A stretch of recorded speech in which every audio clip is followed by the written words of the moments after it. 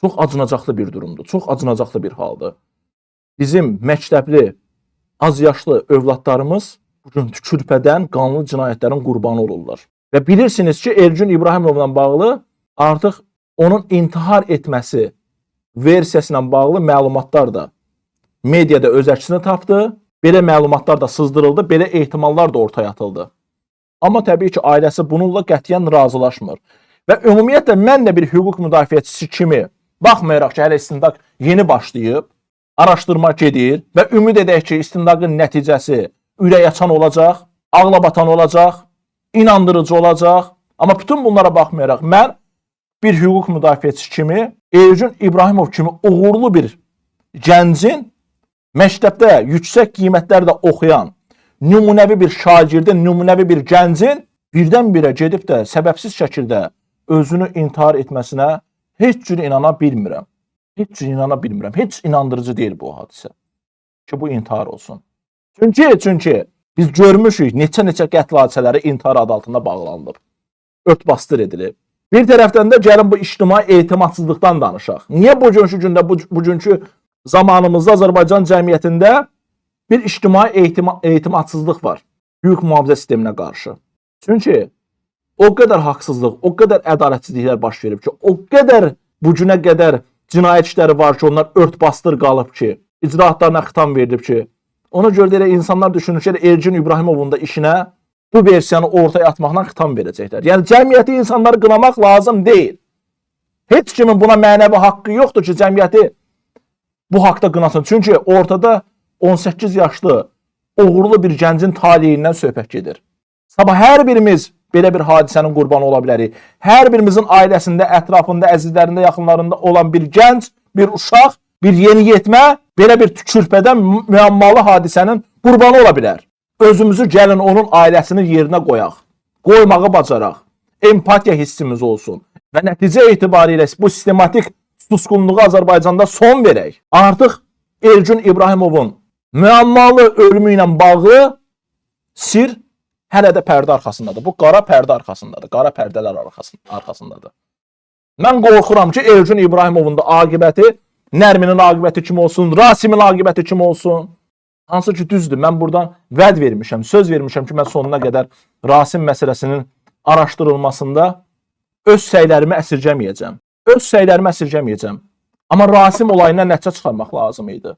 Rasim olayından nəticə çıxarmaq lazımdır, bəli.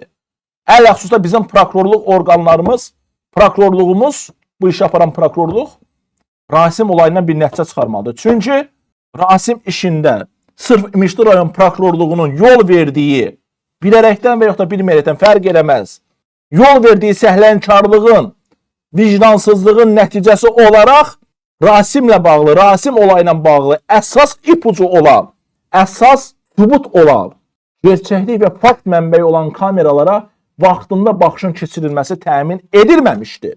Ona görə də Rasim olayına isti izlərlə yanaşmaq, münasibət ortaya qoymaq mümkün olmadığından dolayı bugünə qədər Rasim məsələsi hələ də açılmamış olaraq qalır. Əlbəttə, mənim bu göstərdiyim səbəb sadəcə olaraq səbəblərdən biri, hətta deyərdim birincisidir.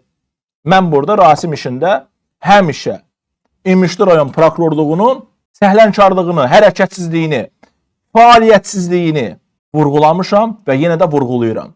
Xoşqədəmlə bağlı olan məsələlər, ailənin bu günə qədər olan susqunluğu, bir cinayət hadisəsinin şou proqramda müzakirə edilməsi, istintaqın gedişatından mane ola biləcək hallara yol verilməsi haqqında kifayət qədər burada danışmışam. Kifayət qədər.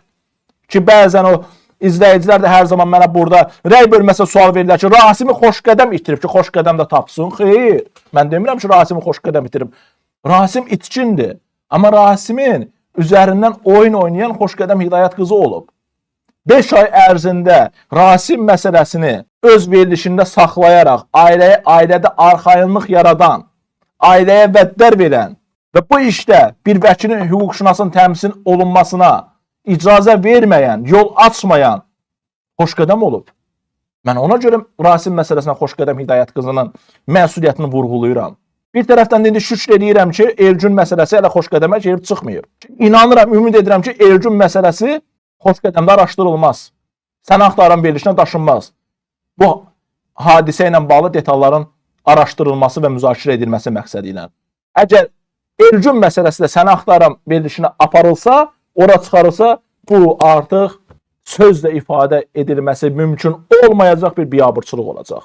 Ki, Rasim bəlli bir müddətə tapılmadığından dolayı, yəni 26 dekabrda itkin düşmüşdü, 7 yanvar tarixində 2024-cü ildə Rasimin ailəsi Xoşqədəmə üst tutdu ki, bəs bu müddət ərzində bizim övladımız tapılmayıb və xahiş edir Xoşqədəm xanım, nə olar bizim övladımızı tap. Yəni ailənin bu baxımdan Xoşqədəmə müraciət eləməsində heç bir qeyri-adi hal yoxdur. Çarəsizlikdən insanlar əlbəttə ki, o gedib o show proqramlara müraciət edirlər.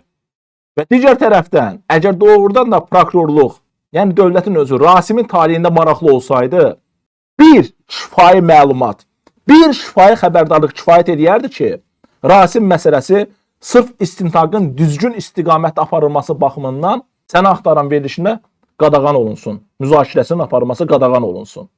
Şəkilləri efirə verilməsin. Amma olunmadı, edilmədi. Mən ona görə də narahatam. Çox narahatam ki, Elgün İbrahimovun da aqibəti Rasimin aqibətinə dönər. Digər açılmayan cinayət hadisələri ilə bu aqibət də bir eynilik təşkil edir, oxşarlıq təşkil edir. Unudulmuşların siyasına daxil olar Elgündə. Özümüzə və cəmiyyətə, öz mənsublarımıza qarşı, öz həmvətənlərimizə qarşı etmiş olduğumuz o haqsızlığa görə biz bu aqibəti yaşayırıq. Hələ Elgün İbrahimovun cinayəti, Elgün İbrahimovla bağlı olan bu cinayət hadisəsi bizə rəsmi qaydada məlum olandır. Görün, məlum olmayan neçə belə az yaşlılara, yeniyetmələrə, məktəblərə qarşı törədilmiş cinayət hadisələri var. Onların böyük bir əksəriyyətdən mən sizə deyərdim ki, cinsi zorakılıq halları ilə bağlıdır. Ki, bunun xəbərləri də qeyri-rəsmi olsa da mənə gəlir çatır. Rayonlarda vəziyyət, regionlarda vəziyyət tükürpədəndir. Vəziyyət çox acınacaqlıdır. Amma bununla bağlı heç bir tədbir yoxdur. Heç kim tədbir görmür. Tədbir görmək istəmir. Çünki Azərbaycanda yürüdülən bu siyasət Azərbaycan insanının, Azərbaycan vətəndaşının hüquq və azadlığının təmin edilməsinə yönəlməyib. Amma digər tərəfdən acınacaqlı hal da ondan ibarətdir ki, bugün bir Azərbaycanlı, bir Azərbaycan vətəndaşı digər Azərbaycan vətəndaşının, digər öz statusunda olan vətəndaşının haqqını, hüququnu pozmağa meyillidir. Bundan təşəbbüs göstərir. Nəyin hesabına? Pulun hesabına. Dəyərli dostlar. Ancaq və ancaq pulun hesabına. Kimin Azərbaycanda pulu varsa, gedir birinin haqqını, hüququnu pozur, malını, mülkünü mənimsəyir, haqqını tapdalayır və açıq aydın istehza ilə həmin şəxsə öz haqqını ondan tələb elədiyi zaman bilirsiniz nə deyir? Özüm eşitmişəm ama bunu. Bunun faktları, sübutları var, ayrı-ayrı işlərlə bağlı. Əgər görün, bir Azərbaycan sıravi bir Azərbaycan vətəndaşı bunu deyirsə, onda məmurlar bizə nələr etməz ki və nələr etmirlər ki? Ki deyir ki, mənim pulum var, hara istəyirsən müraciət elə. Pul verəcəm, bağlayacam işimi. Pul verəcəm, fankəsin ağzını bağlayacam. Yəni görün, bu artıq Azərbaycanın rüşvətxorluq, korrupsiya, həqiqətin örtbasdır edilməsi o qədər adiləşib ki, biraz pulu olan şəxs at oynadır. At oynadır. Deyir, get hara istəyirsən şikayət elə. Pul verəcəm, bağlayacam. Və elə də olur həqiqətən də. Elə də olur. Utanmadan, çəkinmədən bunu deyir, dilə gətirir. Nə deyək buna? Nə çarə qılaq? Ona görə də baxın, belə bir tükürpədən olaylarla biz üzdə qalırıq. Sistematik şəkildə hökm sürən bu səssizlik, haqsızlıq, ədalətsizlik bizi gətirir, belə hadisələrlə üzdə qoyur. Budur bizim ən böyük problemimiz, ən böyük yaramız, ən böyük ağrımız, ən böyük acımız. Və mən hesab edirəm ki, artıq bu ictimai sosial sferada hökm sürən haqsızlıq və ədalətsizliklə bağlı, hökm sürən bu özbaşınalıqla bağlı mümkün olan dövlət səviyyəsində islahatlar aparılmalıdır, tədbirlər görülməlidir. Yoxsa bunun axırı gətirib bizi xaosa çıxardacaq, parçalanmalara gətirib çıxardacaq, cəmiyyətin nifrətinə, nifaqların artmasına gətirib çıxaracaq. Elə bir vəziyyət yaşanacaq ki, artıq Azərbaycanda haqq, ədalət, qanun müstəvisinə, hüquq müstəvisinə həll edilməyəcək. Son zərurət vasitəsi kimi qeyri-qanuni yollara əl atılacaq. Mən bunu dəfələrlə demişəm. Ona görə də gecikmədən ki, əslində gecikmişik, bu sahədə bir tədbir görmək lazımdır, əncam çəkmək lazımdır. Yoxsa Rasimlərin sayı da artacaq, Elgünlərin sayı da artacaq, nə qədər ki həqiqət müəyyən olunmayıb və nə qədər ki elə Azərbaycanda bu kimi tükürpədən cinayətlərin baiskarlarına münasibətdə ölüm hökmü bərpa edilməyib, çox təəssüf olsun ki, Azərbaycanda hüququn aliliyindən söhbət gedə bilməyəcək. Hüquqi dövlət quruculuğu istiqamətində biz nümunəyə çevrilə bilməyəcəyik. Biz tərəqqi yaşaya bilməyəcəyik. Biz öz talihimizi həvalə etmişik bir qrup cinayətkar məmura. Onlara həvalə eləmişik. Onlar da bizi sağa, sola çapır. Mən də gəlirəm burada danışıram, deyirəm, hər şeylə burada danışmaqla da deməklə də qalır. Bitir.